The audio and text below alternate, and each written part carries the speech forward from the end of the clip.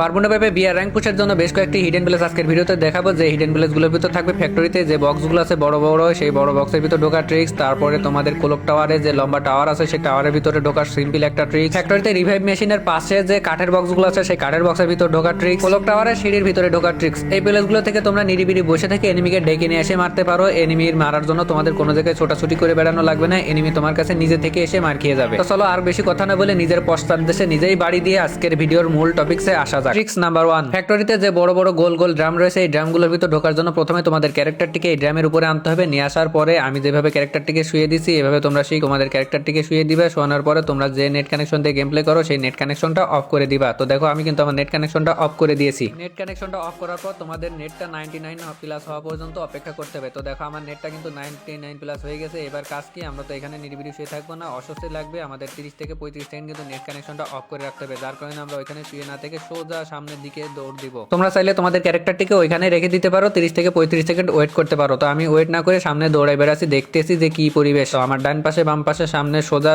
আমি আগাইতেছি আর দেখতেছি। তো দেখতে দেখতে কিন্তু মোটামুটি ঘরের কাছে চলে আসলাম। এবার কিন্তু আমার নেট কানেকশনটা আমি অন করে দিব আর দৌড়াবো না, কারণ 30 থেকে 35 সেকেন্ড হয়ে গেছে। এবার কিন্তু আমার নেট কানেকশনটা দেখো আমি অন করে দিলাম। তোমরা জানো নেট কানেকশন অন করার পর আমাদের একটু অপেক্ষা করতে হবে, ততক্ষণ না পর্যন্ত না আমাদের নেট কানেকশনটা ঠিক হচ্ছে। 99 প্লাস যখনই ছাড়িয়ে দেবে তখনই কিন্তু আমরা ওই ড্রামের ভিতর ঢুকে যাবো। তো আমার নেট কানেকশন কিন্তু ঠিক হয়ে গেছে আর দেখতে পাচ্ছ আমি কিন্তু এই যে বড় ড্রাম ছিল সেই ড্রামের ভিতর কিন্তু ঢুকে গেলাম। এই ড্রামের ভিতর ঢোকার পরে টেলিপোর্ট ক্যারেক্টারের সাহায্যে কিন্তু খুব সহজে বাইরে যে এনিমি মারা যাবে, সেই সাথে টিমমেট কেউ যদি মরে যায় টিমমেটদেরকে রিভাইভ দেওয়া যাবে। এবং তোমাদের টিমমেট যদি সবাই মরে যায় তোমরা চাইলে এখান থেকে বের হয়ে যায় সোলো ডেয়ার মিশনগুলো কমপ্লিট করে নিতে পারবে। ট্রিক্স নাম্বার 2, ক্লক টাওয়ারের নিচের এই সিঁড়িতে ঢোকার জন্য তোমাদের একটা টিমমেটের প্রয়োজন হবে, একটা গাড়ির প্রয়োজন হবে। গাড়ি এবং টিমমেট হওয়ার পর আমি যেভাবে এখানে গুলাল মারলাম তোমরা ঠিক সেভাবে ওয়াল মারবা। ওয়াল মারার পরে তোমরা এই একদম ওয়ালের নিচে এসে দাঁড়িয়ে যাবা। ওয়ালের নিচে দাঁড়ানোর পর তোমার টিমমেটকে বলবা গাড়ি দিয়ে যাতে তোমার পিছনে ধাক্কা দেয়। তো দেখো আমার টিমমেট কিন্তু আমার গাড়িতে ধাক্কা দেওয়ার ট্রাই করছে, বাট সে কিন্তু ঠিকঠাকভাবে ধাক্কা দিতে পারছে না, কারণ গাড়ির এক সাইড আমার গায়ে লাগতেছে আর গাড়ির একদম মাঝামাঝি দিয়ে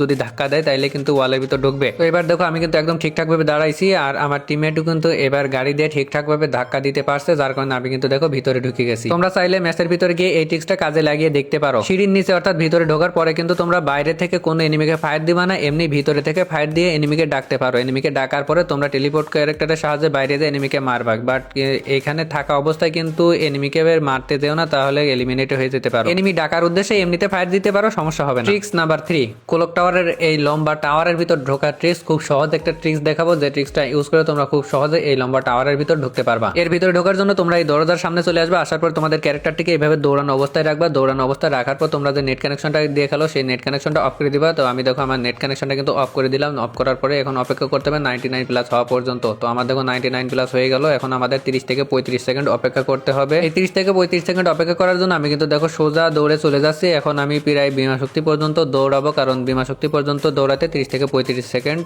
লেগে যাবে। তো আমি দেখো এখানে এই ঘরের কাছে চলে আসলাম। আসার পর এবার আমার নেট কানেকশনটা অন করে দিলাম। নেট কানেকশন অন করার পরে আমি সামনের দিকে দৌড়াইতে থাকবো। দৌড়াইতে দৌড়াইতে যখন আমার নেট কানেকশনটা ঠিক হয়ে যাবে তখন দেখবা যে আমি এই ঘরের ভিতর চলে গেছি। তো দেখো আমার নেট কানেকশন ঠিক হয়ে গেল, আমি কিন্তু এই ঘরের ভিতরে ঢুকে গেছি। এইখান থেকে খুব সহজেই কিন্তু এনিমি মারা যাবে, কারণ ক্লক টাওয়ারে মোটামুটি এনিমি আসে আর এনিমি আসলে এখানে টেলিপোর্ট ক্যারেক্টারের সাহায্যে কিন্তু এনিমিকে মারা যাবে। তাছাড়া টেলিপোর্ট ক্যারেক্টারের সাহায্যে বাইরে যে কোনো টিমমেট যদি মারা যায় সেই টিমমেটকে খুব সহজে রিভাইভ দেওয়া যাবে, কারণ এখান থেকে কিন্তু রিভাইভ ঘর খুবই কাছে। যারা এ পর্যন্ত ভিডিওটা দেখে ফেলেছো কিন্তু কিপটামি করে এখনো ভিডিওতে লাইক করেনি তারা অবশ্যই একটু লাইকটা করে দিবা, এবং তুমি আমার বলার আগে লাইক দিছো নাকি পরে লাইক দিলে অবশ্যই কমেন্ট করে জানাবা। ট্রিক্স নাম্বার 4, ফ্যাক্টরিতে রিভাইভ মেশিনের পাশে যে বক্স আছে সেই পাশে বক্সে ঢোকার ট্রিক্সটা দেখাবো। এর জন্য তোমার একটা টিমমেটের প্রয়োজন হবে, যে টিমমেটকে এই বক্সের পাশে দাঁড়াতে বলবা, তারপরে তার কাঁধে জাম্প করে এর উপরে উঠতে পারবা, তাছাড়া কিন্তু উঠতে পারবা না। তো দেখো আমার এই টিমমেটের সাথে কিন্তু আমি বক্সের উপরে উঠে পড়েছি। ওঠার পরে ক্যারেক্টারটিকে এভাবে শুয়ে দিবা। শোয়ানোর পরে তোমার নেট কানেকশনটা অফ করে দিবা। আমি কিন্তু আমার নেট কানেকশনটা অফ করে দিলাম। নেট কানেকশন অফ করার পর 99 প্লাস হয়ে যাবে। সেম প্রসেসে তোমাদের 30 থেকে 35 সেকেন্ড কিন্তু অপেক্ষা করতে হবে। অপেক্ষা শেষ হলে তোমাদের নেট কানেকশনটা অন করে দিবা। নেট কানেকশন অন করার পর তোমাদের নেট কানেকশনটা যখনই ঠিক হয়ে যাবে তখনই দেখবা তোমরা এই বক্সের ভিতর ঢুকে গেছো। তো আমার কিন্তু এখনো নেট কানেকশনটা ঠিক হয়নি, যার কারণে বক্সের ভিতর ঢুকতে পারিনি। নেট কানেকশনটা যখনই স্বাভাবিক হয়ে যাবে তখনই কিন্তু চলে আসবো একদম বক্সের ভিতরে। দেখো বলতে বলতে কিন্তু আমার নেট কানেকশনটা ঠিক হয়ে গেল আর আমি কিন্তু এই বক্সের ভিতর চলে এসেছি। এইখান থেকে কিন্তু খুব সহজে এনিমি মারা যাবে। বর্তমানে ফ্যাক্টরিতে কিন্তু প্রচুর পরিমাণে এনিমি আসে, তার